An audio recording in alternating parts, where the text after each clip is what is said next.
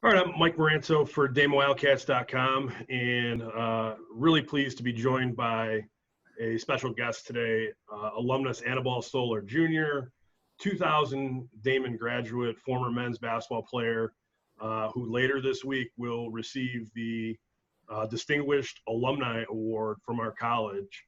Anibal, how you doing? Thanks for joining me today. I'm doing well, Mike. Thanks for having me. Definitely a weird and exciting time. So trying to navigate, working in a pandemic, but also trying to have some normalcy with some of these cool things like receiving a great recognition from Daemen College. Yeah, I want to before we get into your playing career, Anibal, I kind of want to start right there. I know you've got some remarks planned for the event that's this Friday, October 2nd. It's a virtual event where you're going to be presented with that Distinguished Alumni Award. Just I don't want to steal too much of from your remarks, but maybe tell what does it mean to you to receive that honor? Well, the remarks are still in the works. Okay, they haven't been finalized yet. But I think the biggest thing for me is it's a 20, which is just happens the way it works out. It's been 20 years since I was on campus, and so 2 decades later to be recognized for nothing that I really intended to do other than to just kind of live out my purpose and my mission and what we often say in this work as our why. It's pretty cool. And so again, total surprise, total shock when I got contacted that I would be getting this award. When president called me from college, he was the one that called me to, and I'm like, well, what's the president of Daemen College want to do to, talk to me? What did I do? Did I not pay an old tuition bill or something came up? Or like, did I get overpaid on work study or something? But no, it was cool. So when I got the call and I spoke to him, he said they wanted to honor me. And it's just humbling. You take these moments, you don't often, again, you're so focused on the grind of your job that you don't really think about these things. And then to be recognized, it's truly humbling. And I'm just excited to kind of reflect back on my journey at Daemen. Daemen was a special place for me, and to see that 2 decades later they still remember me as a student and my contributions. Not only obviously athletics was important as a part of my journey there, but also the fact that they just recognized my willingness to give back to my profession. Absolutely.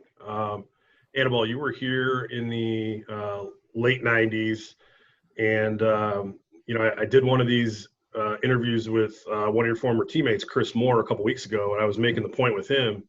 I think you could really point to your group, the group that you guys played with, as the group that really got things rolling for the men's basketball program here at Daemen. In your 3 years with the team, you're part of 57 wins. You guys went to the NAI national tournament for the first time, and really that group, if you go back that far and look at the records, the 23 seasons since you arrived on campus, we've been 500 or better 20 out of those 23 years. Awesome. So tell me about the experience playing here at Daemen back in the late 90s. Yeah, I would say it was, I think Daemen still to this day is one of the best kept secrets in Western New York. And so, I was a young kid coming out of Rochester, had a really great high school career. I thought, wasn't really highly recruited, but ended up trying to pursue a junior college experience and then realized that wasn't for me. And so when I came back to Rochester, Western New York, Daemen was there. It's something that kind of stood out. And at the time, Coach Don Silveri was very active and trying to recruit talent and bring folks into the campus. And we almost had like a hodgepodge of guys that kind of came together. And we had Eder Joseph, who was a great colleague and teammate of mine from New Jersey. He also came in the same year I came in. Chris Moore was on the team already. Monty Montgomery was on the team already. There were 2 guys from Western New York. They were, first team all Western New York guys. We had Brian Pettit, who is, I'm sure you know Brian very well, just an amazing individual, but also, 6'10" or, 6'9". I don't even remember, but he was a big guy and he was good. He was skilled. He was coming off of an ankle injury. We had Danny McCabe, another guy who was a slasher cutter. We had the Lang brothers, a whole legacy. Marty Lang, Kevin Lang, older brother Rob Lang played. And so we just had a lot of components. And, we worked.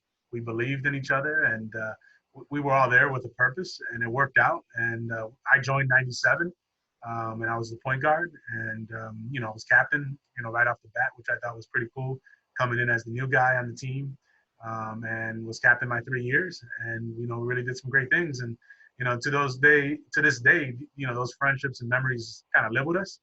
I also forgot, maybe we had Tony Jones, who's another local, Anthony Jones, another local talent, Mark Rouse from Sweet Home. I mean, we really started to draw kind of local talent, which I think was also pretty cool.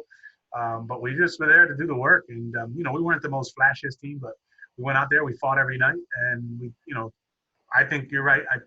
I always go to the gym and I look at the banner and I say it says 2000, and after that, everything kind of took off, and we were the first group to get to the national tournament, for first time to win our conference championship, and so I like to think that we help lay a foundation of expectations, and obviously things change. Now you're officially Division II from NAIA, and I think sky's the limit. I think you got an amazing coach, Coach McDonald, who's going to continue to elevate the program and organization, and so just excited to be a part of that journey, and to say I played a small little role. I was an asterisk in the journey, so it's great.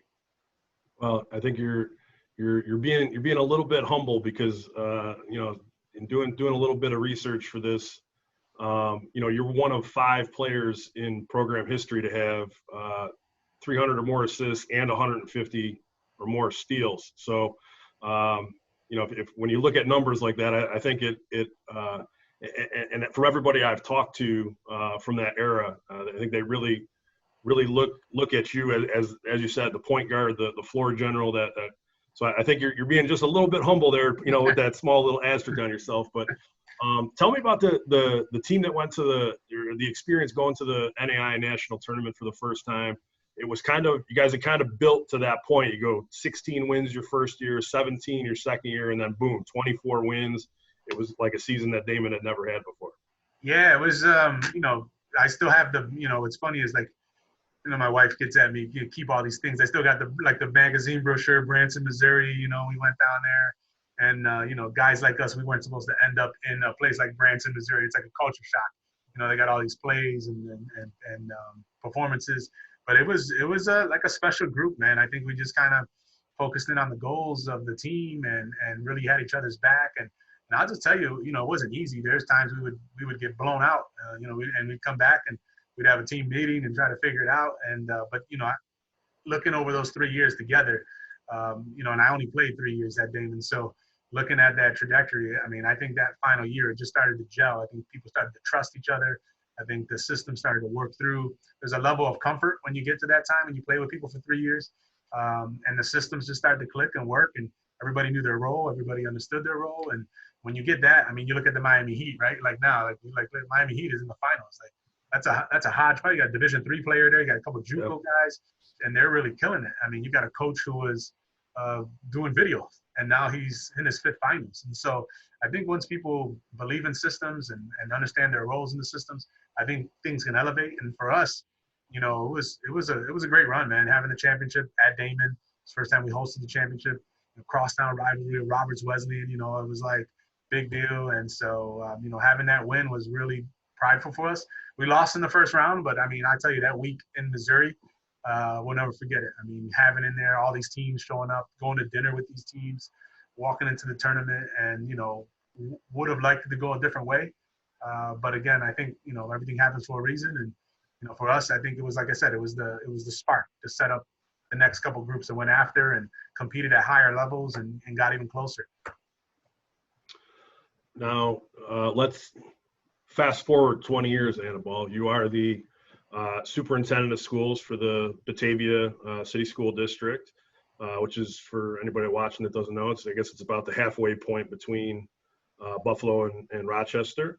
You were formerly, before your current position, you were in the administration for the Buffalo public school system. How much did being a point guard and being that floor general prepare you to be a leader professionally? I relate everything back to sports. So sometimes it gets me in trouble because like everything's not a sports analogy, but I tend to believe that sports is probably the best reflection of life and society. So I'd say being a point guard is just, I guess, inherently in my character in terms of, wanting to take be the lead in a situation. And so, obviously working with different personalities, characteristics, needs on a basketball court definitely translates into the school setting when you have teachers with certain needs and wants, principals with certain needs and wants. You got the needs and supports of kids. And so, having to navigate relationships. And a lot of point guard work is relational, right? So making sure your big man feels like you're feeding him enough in the post, making sure that the shooting guards get enough shots up, being able to control the tempo and the theme. And I also think, oftentimes doesn't get said is that, the point guard is the extension of the coach. And you got to keep your guys inspired. You got to keep them fired up. You got to keep your coach honest, right? You got to go back to coach and say, coach, this isn't working. And the same thing here in education. When things don't work, I got to be honest enough to go back to my board of education and say, hey, we may have made a mistake here. I own it. It's going to start and end with me. And then we're going to adjust. We're going to make some adjustments. And so I think it relates a lot. I think it's just inherently who I've always been. It didn't always come easily, but I've always wanted to do well, and I've always worked hard. And, I've had opportunities where I've had mistakes and I've fallen, but I've always gotten up and I've always tried to correct any mistakes. And same thing on the court, right? If I didn't do something well, get back in the gym, put up more shots, hit the weight room. I wasn't the biggest guy in college, but I can still remember Jeff Sage telling me, I got to put on some weight. You're going to get muscled in down there. But, so I think it's a good correlation between both worlds. Again, I think sports does translate a lot to what we're facing now. But I don't know if that helps answer the question. Sure. And, you bring up Jeff Sage, the more things change, the more they stay the same, right? Jeff Sage is still here, still giving the same advice to people that are walking in, in your footsteps here. So. Yeah, he's an amazing asset to the program. And, he was there obviously before I got there, but he's been amazing. And what's also pretty cool and ironic, so shout out to Jeff Sage and his mom, who I'll be getting an award with this weekend, Friday, Mary Sage. So I thought that was pretty cool, like to see, the apple doesn't fall far from the tree when you think about the type of quality and character his mom is and some of her achievements. And then to see that was her son, I was like, wow, that's amazing. So yeah, absolutely. You can never get rid of the Sages. Well, you alluded, I guess this, when you bring up Jeff, and you alluded to everything that we're facing right now when it comes to COVID-19, and Jeff has been a central figure here, not just within the Division of Athletics, but campus wide in everything that we're doing. How challenging has it been for you in your position as a superintendent to be trying to provide education for kids in the middle of a pandemic? Yeah, I would tell you, Mike, it's probably the hardest thing I've ever experienced. It won't be the hardest thing I'll ever experience, like as I move on, hopefully with my life, hopefully there'll be some new challenges down the road, but it's tough because you have, an inflection point, I think, in society right now. I think you have some political things going on that have caused some anxiety, some tension, some concerns, and some certain narratives that translate into dealing with a pandemic. And so, there's people in my community who don't agree with masks. They don't want to see their kid, coming to school every day with a mask. They don't want to see only 6 feet of social distancing and limiting the number of people we can bring in person. So it's been a challenge. You try to do what's aligned to guidance from the state education department. And again, I'm not here for opinions. I'm here to try to work on factual guidance and things of that nature that's done. But it's been an extreme challenge. I mean, we have teachers who are fearful coming back, who we have to deal with those emotions and navigate their concerns. We're trying to work in an environment where we do no harm, but we also try to bring families in. And so it's really tough because it's disappointing because I can't bring everybody back in the manner that I'd like. And then we also have like a fiscal crisis going on because we were shut down for so many months. Our revenues are going to change, state funding's changing. And so we're navigating that as well. And so it's definitely not easy. And again, I try to stay grounded in, doing no harm, but it's hard when you have kids still home in settings that may not be as productive for them to be learning in as being in school with their teacher. And so, my hope is that as we head into, the new year, that we have a vaccine, that we can figure out what this looks like and hopefully get back to some quote unquote normal. But I do think there was some lessons learned as a result of this. The use of technology has no longer been just an option. It's now been a requirement, which I think has helped some of our instruction. and help us find some efficiencies, right? Like meetings, right? I don't have to go to meetings no more. We can just kind of get together, talk about what we need to talk about, and then log off, right? And so even this doesn't require me to physically be at Daemen, things of that nature. Now, something else that you're involved with, Anibal, you're involved with the Association of Latino Administrators and Superintendents. So make sure I get the name of the group right. Tell me about what you do for that group, and how important is it for you to be involved with them?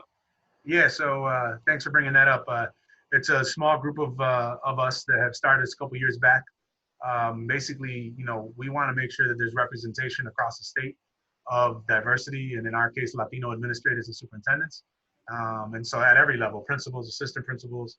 And so my role is kind of communication officer. I kind of wear your hat a little bit, where I help with some of the social media, some of the branding, the marketing, helping do some networking. We try to host events throughout the year on a variety of topics. We're going to have one coming up pretty soon with the new interim Commissioner of Education for New York State, who happens to be the first Latina. So for us, it's important because our Latinos represent a certain percentage across New York State.